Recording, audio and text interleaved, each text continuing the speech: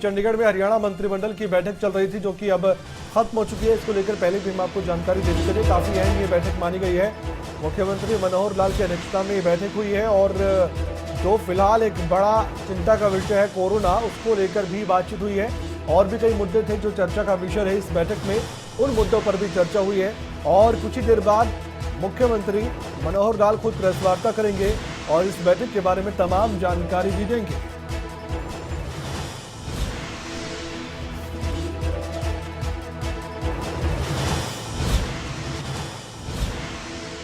हरियाणा में कोरोना को लेकर जो हालात बने हुए उसको लेकर पूरी कैबिनेट भी चिंतित है। हरियाणा के मुख्यमंत्री मनोहर लाल पहले भी कह चुके हैं कि परिस्थितियों को लेकर हम नजर बनाए हुए हैं और जैसी परिस्थितियां होंगी उसी मुताबिक फैसले भी लिए जाएंगे। अब ऐसे में कोरोना हरियाणा में बेकाबू हो गया है। 9000 से ज्यादा कोरोना के मामले सामने आना ये बताता है कि अब कोरोना आउट ऑफ कंट्रोल है और पीक पर जा रहा है। अब ऐसे में ये केस कब तक यूं ही रहेंगे, कब तक रिकॉर्ड टूटते रहेंगे, ये देखने वाली बात भी है। क्योंकि अब तक देखा गया है कि कोरोना को लेकर अब तक के सारे रिकॉर्ड टूट चुके हैं।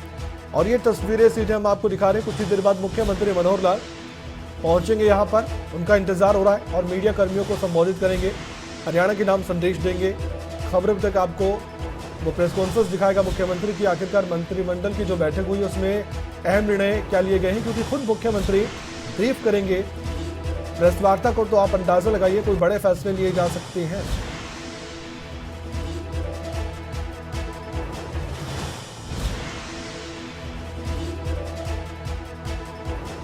तो बैठक में कोरोना समेत कई मुद्दों पर चर्चा हुई है और कई फैसले लिए जा चुके होंगे। उनकी जानकारी मुख्यमंत्री मनोहर लाल अब देने ही जा रहे हैं और आप तस्वीरों में देख सकते हैं मुख्यमंत्री मनोहर लाल को। आइए सीधा आपको लिए चलेंगे इस प्रेस कॉन्फ्रेंस में। मुख्यमंत्री मनोहर लाल क्या कुछ कह रहे हैं आज कुल मिलाकर के 20 मुद्दे थे और उनमें जो प्रमुख मुद्दे हैं, एक तो हमारी जो इस नए वर्ष की एक्साइज पॉलिसी, उसके ऊपर कैबिनेट ने मोहर लगाई है। मोरलेस जो पिछले बार की एक्साइज पॉलिसी थी उसमें कोई बहुत बड़े परिवर्तन नहीं है। उसी प्रकार से छोटे मोटे जो सुझाव थे वो उन्होंने किए हैं। फिर भी उसका डिटेल्ड प्रेस नोट जो है वो डिपार्टमेंट की तरफ से आएगा। ये जो पॉलिसी है इस बार 20 मई से लागू होगी। वैसे तो हर साल 1 अप्रैल से लागू होती थी, लेकिन इस बार चूँकि कोविड के कारण से पिछले वर्ष में थोड़ा पीरियड जीरो पीरियड था, तो उस जीरो पीरियड के हिसाब से इस वर्ष को 19 मई तक बढ़ा दिया गया। 20 मई से और अगला 19 मई तक ये 1 साल के लिए पॉलिसी रहेगी। इसी पर टारगेट है कोई 8-10% का टारगेट है उसमें बढ़ोतरी का, और नेचुरल तरीके से जितना होता है वही होगा। रेट्स में कोई बहुत बड़ा अंतर नहीं है, थोड़ा बहुत चीज़ों का अंतर लाए हैं। इतना ही है कि जो कोविड सेस हमने पिछली बार लगाया था इस वर्ष में, वो इस वर्ष तक ही रहेगा, अगले वर्ष में वो कोविड सेस नहीं रहेगा। 20 से खत्म हो जाएगा। हाँ, 20 तारीख से कोविड सेस खत्म हो जाएगा। एक नूह जिले का टोल प्लाजा है, पुराना से लकड़पुर, सिंगलहेड़ी, ठेंगड़ी, जलालपुर, एक छोटा टोल टैक्स है राजस्थान सीमा तक। उसकी कलेक्शन बहुत कम थी और हम सामान्यतया जिस टोल का 1 करोड़ रुपए से कम टोल टैक्स इकट्ठा हो, ऐसे टोल को हम चालू नहीं रखते हैं। तो उसकी लगभग 60 लाख रुपए ही साल की कलेक्शन आ रही थी, इसलिए उसको बंद कर दिया है। बड़ा महत्वपूर्ण निर्णय अर्बन लोकल बॉडीज़ की तरफ से लिया गया है। सभी अर्बन लोकल बॉडीज़ के एरियाज़ में ऐसी प्रॉपर्टीज़, खास करके दुकानें जो 20 वर्ष से भी पहले से किसी न किसी किराएदार के पास थी, अर्थात सन 2000 से पहले जिन्होंने ली हुई थी, उनके किराए, लीज रेट ये सब चल रहे थे, ऐसे सब के लिए पॉलिसी बनाई है कि वो उसको खरीदना चाहें तो खरीद सकते हैं। और उस खरीदने के लिए रेट्स तय किए हैं कि जो कलेक्ट्रेट है, उस एरिया का जो कमर्शियल कलेक्ट्रेट है, उस कलेक्ट्रेट से यदि 20 साल से लेकर 25 साल तक उनके पास पोजीशन है तो उसमें 80% उस रेट के ऊपर वो ले सकते हैं, अर्थात 20% की छूट दे दी है। और 25 से 30 साल का अगर कब्जा है तो 25% की छूट दे दी, अर्थात 75% पर ले सकते हैं। इसी प्रकार हर 5-5 साल के स्लैब बना दिए हैं। मैक्सिमम रिबेट 50% तक उसमें मिलेगी, अर्थात 50 साल या इससे भी ज़्यादा का जो कब्ज़ा है तो उनको 50% की रिबेट उसमें मिलेगी और वो अप्लाई करेंगे। जिस दिन से लागू करेंगे तो जल्दी उसकी नोटिफिकेशन हो जाएगी और नोटिफिकेशन की डेट से 3 महीने के अंदर अंदर उसमें वो सेटल कर सकते हैं। जो उसको लेना चाहें वो ले सकते हैं। एक फैसिलिटी उनको दी है कि कोई पैसा पूरा स्वयं नहीं दे सकता, तो उस दुकान के उस प्रॉपर्टी के बदले में बैंक से भी वो पैसा लेकर के और वो जमा करा सकता है। तो एक बहुत बड़ी सुविधा ये दी गई है। इससे नीचे वालों को कोई बेनिफिट हाँ, उनको नहीं, उनसे कब्जा हटाया जाएगा। नहीं, वो तो अभी जैसा चल रहा है जिन शर्तों पर चल ही रहा है। कब्जा तो उनसे हटवा सकते हैं कि जो 20 साल से पुराने हैं और इस फैसिलिटी के बाद भी वो लेना नहीं चाहते। उनके एग्रीमेंट रिन्यू होंगे नए किराए पर, उनको मंजूर होगा ठीक है, नहीं तो खाली कराएंगे। वो तो नई पॉलिसी बनेगी किराया बढ़ाने की, क्योंकि बहुत पुराने किराए पर बैठे हैं, उनको मौका दे रहे हैं खरीदने का, खरीद लेते हैं, अच्छी बात है। नहीं तो आज की प्रॉपर्टी के हिसाब से उनको रिन्यू तो किया ही जाएगा। नहीं, अगर नहीं खरीदना चाहते तो किराए भी ले सकते हैं, किराया नया होगा। हाँ, नई पॉलिसी बनेगी। इसी प्रकार से म्यूनिसिपैलिटी की ज़मीनें, छोटी छोटी ज़मीनों के पैचेस कई बार प्राइवेट प्रॉपर्टी के अंदर आ जाते हैं या कहीं रास्तों के कारण से कुछ डेवलपमेंट रुक जाती है। तो अभी तक जो पॉलिसी थी कि लैंड एक्सचेंज पॉलिसी के भी बराबर की वैल्यू की लैंड दे देते थे, उस लैंड को कोई ले लेता था। वो केस बाय केस चीज़ें आती थी, लेकिन ऐसे बहुत केसेस हो गए थे। तो हमने उसकी पॉलिसी बना दी है to dispose of the property in with consideration, यानी बेचने के हिसाब से उसके रेट्स तय करवा लेंगे। और रेट्स तय कराने का जो प्रोसीजर है, एक रेवेन्यू डिपार्टमेंट ने प्रोसीजर बनाया है कि जो फाइनेंस करने वाली कंपनीज़ हैं वो वैल्यूएशन कराती हैं, या इंश्योरेंस कंपनीज वैल्यूएशन कराती हैं, या बैंक्स वैल्यूएशन कराते हैं। तो ऐसी वैल्यूएशन करने के जो तरीके हैं, वैल्यूअर जो हैं, उनकी एक लिस्ट रेवेन्यू डिपार्टमेंट द्वारा मिलेगी और अर्बन लोकल बॉडीज़ उन वैल्यूअर से वैल्यूएशन कराएगी, अपना प्रोसीजर तय करेंगे और उस पैसे से अगर उस लैंड को बीच में कोई लेना चाहता है तो वो ले सकता है, ताकि डेवलपमेंट के जो काम रुके हुए हैं कहीं रास्तों के कारण से, कहीं किसी का 2 टुकड़ों में प्लाट बटा हुआ है, बीच में रास्ता जो पंचायतों के रेवेन्यू रास्ते आ गए थे और अब वो म्यूनसिपैलिटीज़ में कन्वर्ट हो गए हैं, तो उसके कारण से बहुत से काम रुके हैं। तो एक सुविधा दे दी है कि भी पैसा भर के आज के वर्तमान रेट के ऊपर वो खरीदना चाहें खरीद सकते हैं। इसकी भी एक पॉलिसी ये बना दी गई है।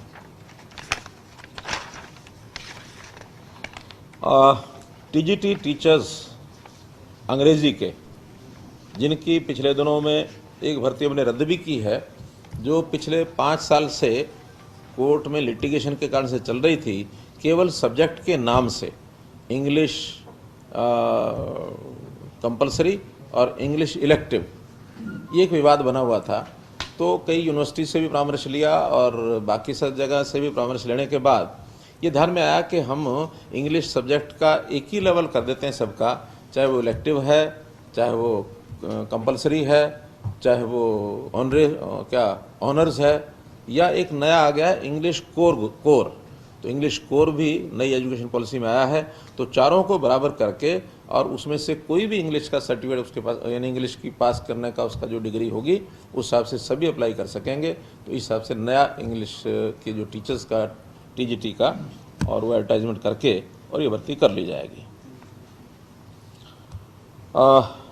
एक विषय आता है कि जो बच्चे अबंडन्ड और सरेंडर्ड श्रेणी में आते हैं, अबंडन्ड यानी जो 5 साल से कम आयु के बच्चे कहीं भी बिना किसी वारिस के घूमते हुए लावारिस कई बार पुलिस को मिल जाते हैं, कहीं वो लोग छोड़ देते हैं और उसका कोई आगे मालिक, कोई उनका माँ बाप, कोई उसका ट्रेसेबल नहीं होता। तो ऐसे सब 5 साल से नीचे के बच्चे या 1 साल से छोटा बच्चा, जिसको हम कहते हैं सरेंडर्ड, वो शिशु बच्चे को किन्हीं भी कारणों से, बहुत से ऐसे कारण होते हैं जो आपको पता है कि सामाजिक दृष्टि से जो उचित नहीं माने जाते, तो उन बच्चों को कहीं कोई छोड़ गया, कहीं पालने में डाल गया, कहीं कूड़े में डाल गया, कहीं अस्पताल में छोड़ा है, कहीं छोड़ा है। तो ऐसे बच्चों को अभी तक जो उनके चाइल्ड केयर सेंटर्स हैं उसमें उनका पालन पोषण होता है। 18 साल तक तो पालन पोषण वहाँ होता है, पढ़ाई की व्यवस्था भी की जाती है, लेकिन 18 साल के बाद उनकी कोई व्यवस्था नहीं होती थी। ऐसे उनकी व्यवस्था करने के लिए एक नई पॉलिसी हम लाए हैं, उसका नाम है हरिहर पॉलिसी। तो हरिहर पॉलिसी में 18 साल से 25 साल तक उन सब बच्चों का पालन पोषण, उनकी आगे की पढ़ाई और उनकी नौकरी, इसकी व्यवस्था हम कर रहे हैं। लेकिन वही बच्चे होंगे जो रजिस्टर्ड होंगे इन चाइल्ड केयर होम्स में, कोई भी आएगा वो नहीं। तो ऐसे निश्चित संख्या है उनकी, और उनको 25 साल की उम्र तक या उससे पहले अगर उनकी शादी कराने में, क्योंकि डिप्टी कमिश्नर को उनका बना दिया है गार्जियन, तो वो शादी की व्यवस्था भी उनकी बच्चों की, चाहे लड़का है चाहे लड़की है, किसी प्रकार से वो हो जाती है, तो तब तक ये व्यवस्था सरकार करेगी। पहले पढ़ाई की कोशिश करेंगे कि वो पढ़ लिख करके और आगे बढ़ जाए।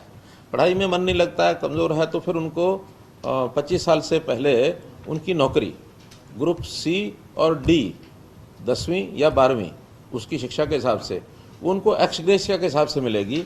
कोई उनका एग्ज़ाम नहीं, कोई कुछ नहीं, उनको सी और डी में नौकरी का जो पात्र है उसको मिलेगी। लेकिन ए और बी के लिए वो अपनी पढ़ाई के हिसाब से अपना सिलेक्शन में जाने के लिए जो प्रोसीजर रहता है, उनको रिजर्व्ड कैटेगरी EWS, इसका एक बेनिफिट उनको दिया जाएगा, इकोनॉमिकली वीकर सेक्शन का। उसके अंदर वो आ जाएंगे, उसमें चाहे वो सरकारी नौकरी हरियाणा सरकार की हो या केंद्र सरकार की हो, तो EWS का उनको श्रेणी का लाभ मिलेगा। तो इन बच्चों के लिए, और 25 साल तक अगर उससे पहले नौकरी लगता है तो उस नौकरी की जो उसकी सैलरी है वो भी उसकी रिजर्व रहेगी, खर्च उसका तब भी गवर्नमेंट ही करेगी। केवल उसमें से अगर वो चाहता है तो 20% पैसा निकाल करके स्वयं खर्चने की इच्छा करता तो कर सकता है। यानी एक प्रकार का वो डिप्टी कमिश्नर ही उसका रहेगा गार्जियन, और उसके बाद शादी होने के बाद वो पैसा उसको दे दिया जाएगा। और उसको कहीं भी मकान के लिए अगर कुछ राशि उसको एज लोन देना होगा तो 2 कमरे के मकान के लिए लोन भी दे दिया जाएगा, उसका इंटरेस्ट जो है गवर्नमेंट देगी। तो ये एक व्यवस्था। 5 साल वाला बता रहे थे, उसका क्या? 5 साल से पहले नीचे होता है वो अबंडेंट होता है। अबंडेंट का मतलब वो कहीं भी मिल जाता है, खोया पाया जैसे होता है, मेलों में गुम हो गए, कहीं और हो गए, जिसको पता ही नहीं है कि मैं कहाँ था, किसके साथ था। या कई बार पुलिस को मिल जाते हैं बच्चे, उसकी कोशिश की जाती है कि उनके माँ बाप की तलाश की जाए, उनको वापस हैंडओवर किया जाए। लेकिन कई बार बच्चे का और माँ बाप का मेल नहीं करा पाते, फिर उनकी व्यवस्था वो चाइल्ड केयर होम में होती है। 25 साल के बाद क्या होगा? ये 25 साल बोल रहे हैं। 25 साल तक उनकी शादी और व्यवस्था करा के उनका परिवार बसेगा बस। मतलब हम जिम्मेदारी 25 साल तक के बाद मुक्त, सरकार मुक्त, घर में ला दिया, शादी करा दी, परिवार बस गया। हाँ, ऐसे बच्चों में यदि मेंटली रिटायर्ड बच्चे हैं, तो ऐसा भी होता है, तो उनकी व्यवस्था वो जो संस्थाएं होती हैं, बहुत संस्थाएं ऐसी करती हैं ऐसे व्यक्तियों के लिए, और पूरी लाइफ भर भी वहाँ रहते हैं, उनका आर्थिक कोई एक स्कीम बना करके और उनको उनमें एडमिट कराएंगे, उनकी आर्थिक जो ग्रांट है वो सरकार देगी।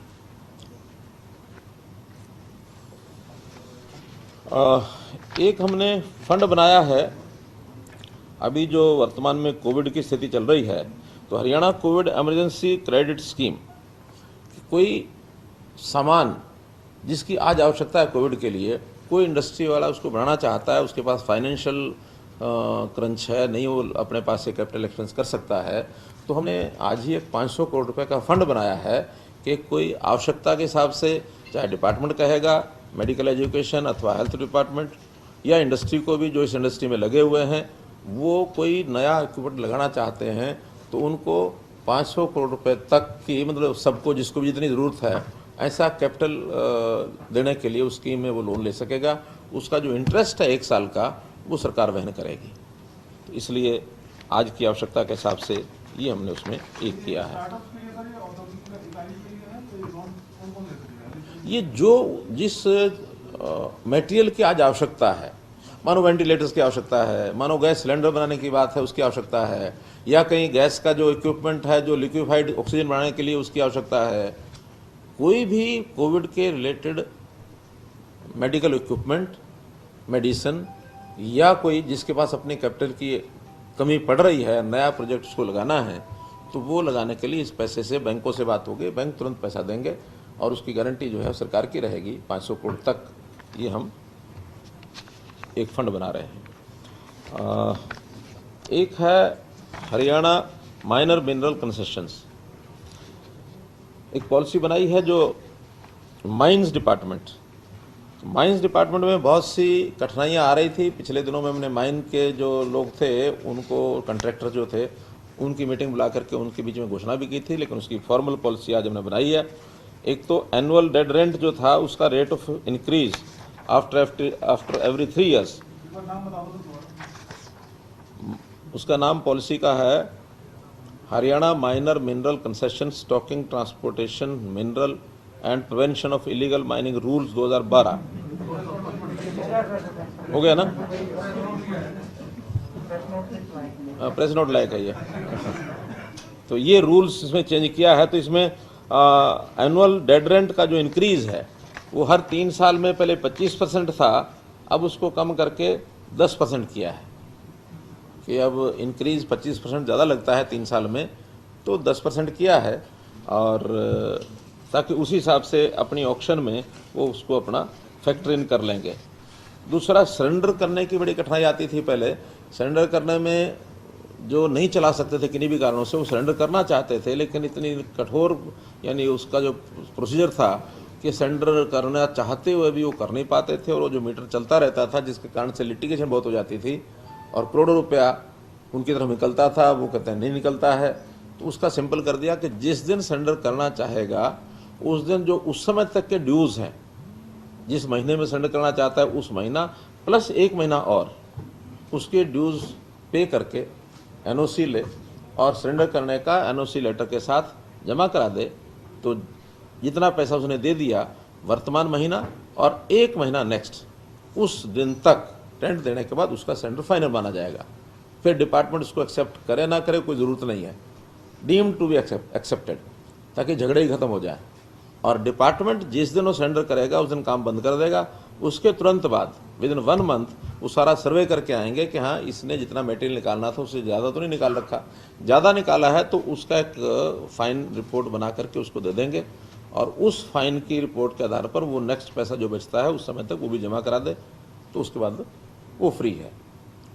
और फिर इसके बाद नेक्स्ट 1 महीने के अंदर अंदर, बरसात के दिनों में 2 महीने रखे हैं, 2 महीने के अंदर अंदर डिपार्टमेंट तुरंत उसको ऑक्शन करेगा, ऐसा भी प्रोसीजर तय कर दिया, ताकि बंद भी रहेगी कोई माइन तो मैक्सिमम 3 साढ़े 3 महीने बंद रहेगी, इससे ज़्यादा बंद नहीं रहेगी।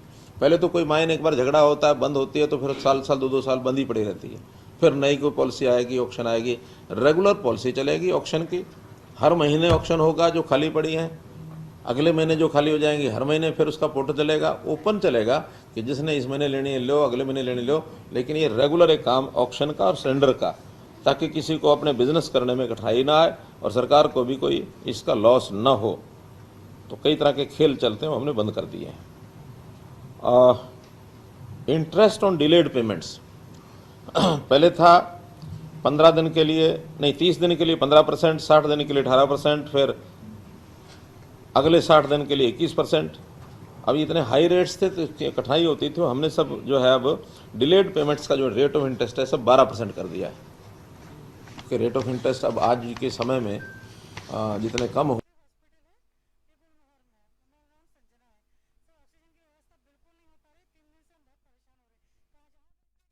मंत्री मनोहर लाल को आप सुन रहे थे, प्रेस कॉन्फ्रेंस कर रहे हैं और कैबिनेट की बैठक में जो जो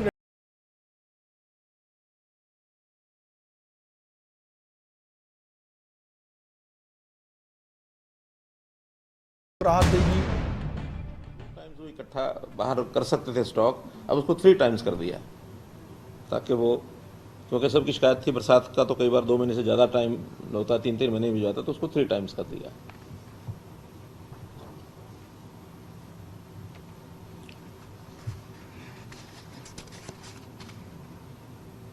लैंड ओनर जो होते थे उनका payment of rent and compensation उसको भी रेगुलाइज कर दिया है।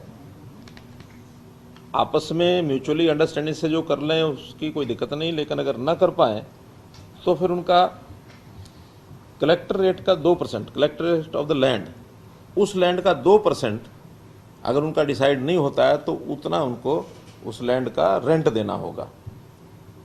1 साल अगर निकालते तो 1 साल का, 2 साल निकालते 2 साल का, जिनकी ज़मीन होती है 2% ऑफ द कलेक्टर रेट।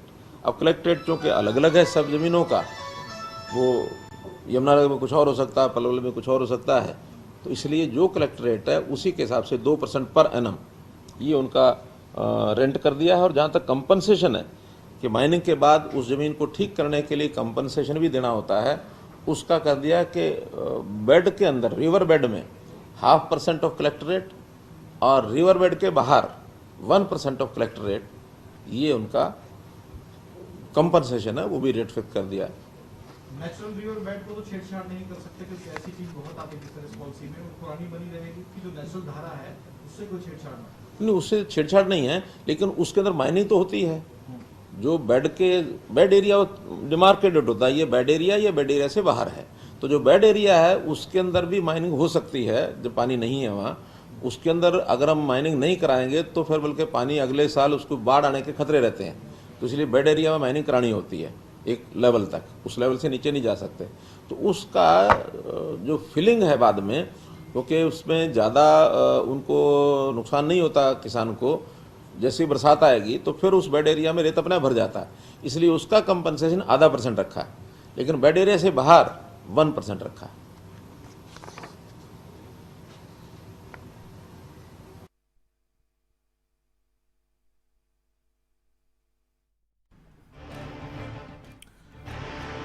तो एक्साइज पॉलिसी नई लागू होगी, लेकिन ज्यादा बदलाव नहीं है। ये जानकारी सबसे पहले मुख्यमंत्री मनोहर लाल ने दी है। अगले साल कोविड सेस नहीं लगेगा, जो पिछले साल लगाया गया था, ये भी जानकारी दी गई है। और जो लावारिस बच्चे हैं, जिनको जरूरत है कि उनको मदद मिले, उन लोगों के लिए भी कुछ राहत की खबर सुनाई है आज मुख्यमंत्री ने। डिमार्केशन होती है, लेकिन फिर भी खतरा ज़्यादा रहता है, तो उसको हमने 5 किलोमीटर कर दिया कि 5 किलोमीटर के अंदर कहीं भी अपना स्टॉक कर सकता है।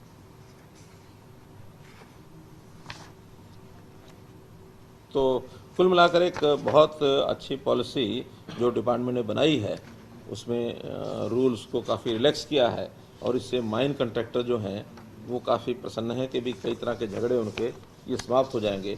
मोटे तौर पर तो यही है, बाकी कुछ लोगों की उनकी एक्सटेंशन के हैं, 5-6 लोगों के जिनका रिटायरमेंट के बाद किसी को 6 महीने में, किसी को 1 साल, वो एक नॉर्मल रूटीन का विषय है। ये एक महत्वपूर्ण बिंदु आपके सामने मैंने रखे हैं। कोई और तो लगे? तो कैबिनेट में कोरोना का जिस तरह से माहौल चल रहा है, तो दिल्ली की तरफ से आरोप लग रहे हैं कि ऑक्सीजन नहीं दी जा रही है। साहब ने कहा कि दिल्ली में ट्रक रोक दिया। कोविड को लेकर स्पेसिफिक कितनी चर्चा हुई है? क्या खास कदम या ठोस कदम अब और ज्यादा उठाए जाएंगे हरियाणा में, जिससे कंट्रोल रह सके, बेड मिल सके, ऑक्सीजन मिल सके?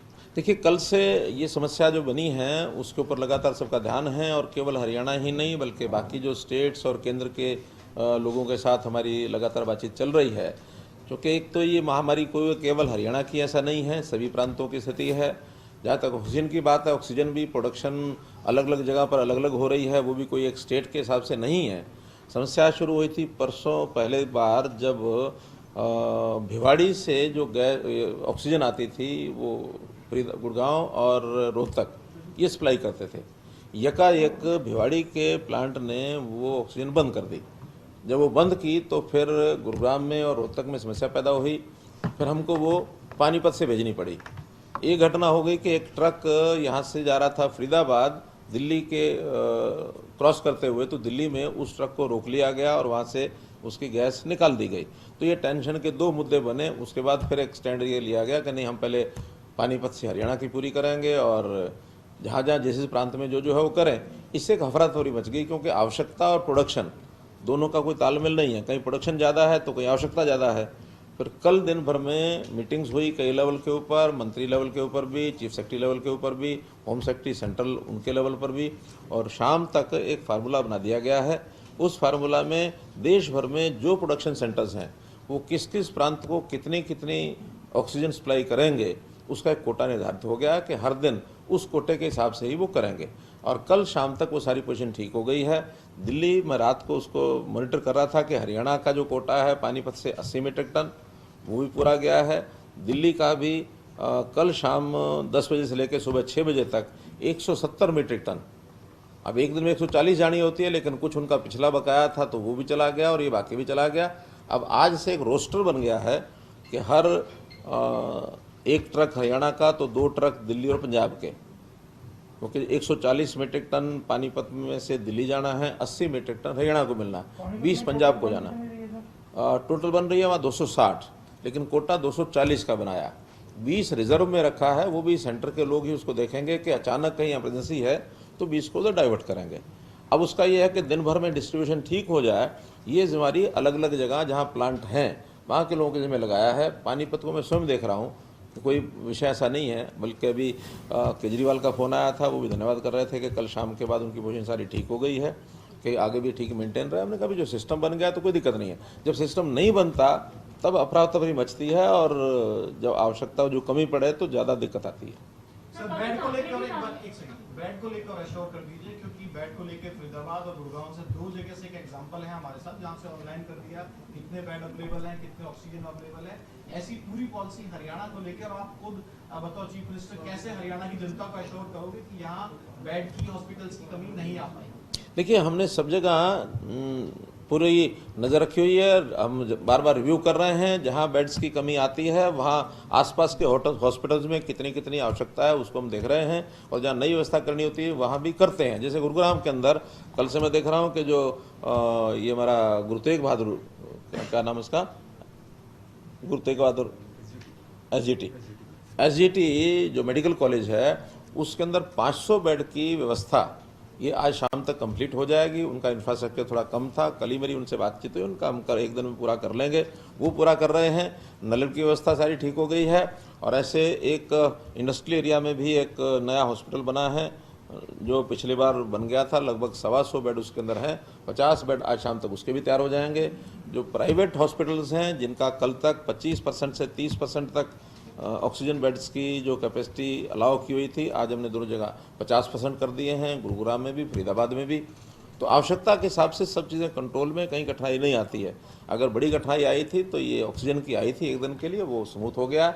आगे भी और स्मूथ करने के लिए 2 एरियाज़ हैं, पानीपत और हिसार, जहां हमारे पास गैसियस फॉर्म में ऑक्सीजन उपलब्ध है, क्योंकि लिक्विड फॉर्म की ट्रांसपोर्टेशन होती है, गैसियस फॉर्म की ट्रांसपोर्टेशन नहीं होती है, तो वहाँ उपलब्ध है। वहाँ पर हमने DRDO से निवेदन किया है कि हमें 2 बड़े हॉस्पिटल्स वो बना करके दें, 500 बेड के, एक हिसार में और एक पानीपत में। तो 2 जगह पर 500 बेड्स के, उनका सारी प्रक्रिया, कागजी कार्रवाई पूरी हो गई है। वो जिस दिन से शुरू करेंगे, मुझे लगता है 2 या 3 दिन के अंदर वो दोनों हॉस्पिटल बन जाएंगे।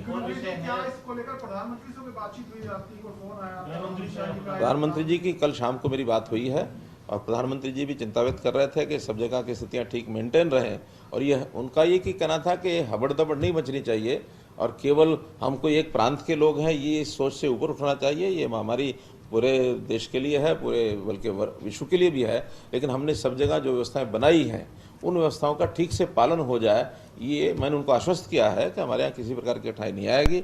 हमारी जो कोटा जहाँ का तय हुआ हम सप्लाई करेंगे, और ये भी मैंने कहा कि बाकी प्रदेशों को भी कहा जाए कि वो भी कोटा पूरा करें, क्योंकि अभी जैसे भिवाड़ी से 20 मीट्रिक टन हमको आनी थी, वो आज फिर मुझे बताया गया कि उन्होंने अभी कठिनाई पैदा की है। मैं अभी बात करूँगा वहाँ के जो मुख्यमंत्री हैं उनसे भी, कि हर एक प्रदेश से जो कोटा जिसको दिया गया वहाँ सप्लाई होते रहना चाहिए।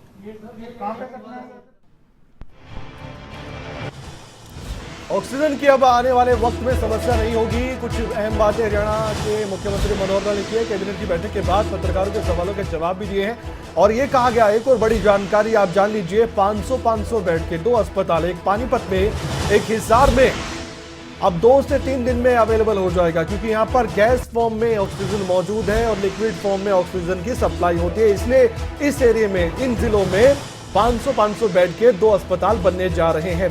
प्रधानमंत्री से भी बातचीत हुई है हरियाणा के मुख्यमंत्री मनोहर लाल की, और कहा गया है कि प्रांत के हम सदस्य नहीं, हम पूरे देश के नागरिकों का ख्याल रखना है, और इसको लेकर भी आप विचार करें कि किसी को कोई समस्या ना आए, किसी भी राज्य को। इसके अलावा यह भी कहा गया है कि दिल्ली के मुख्यमंत्री अरविंद केजरीवाल से भी हरियाणा के मुख्यमंत्री मनोहर लाल की बातचीत हुई है, और ये उन्होंने धन्यवाद किया है कि अब वहां पर ऑक्सीजन की ज्यादा दिक्कत नहीं आ रही है। पहले 1-2 दिनों में जरूर परेशानी का सामना करना पड़ा था। अगर यूं ही सिस्टमेटिक सब कुछ चलता रहा तो ऑक्सीजन की कमी नहीं होगी और कई जानें भी बच सकती हैं। बस राज्यों को आपस में समन्वय बिठाना होगा।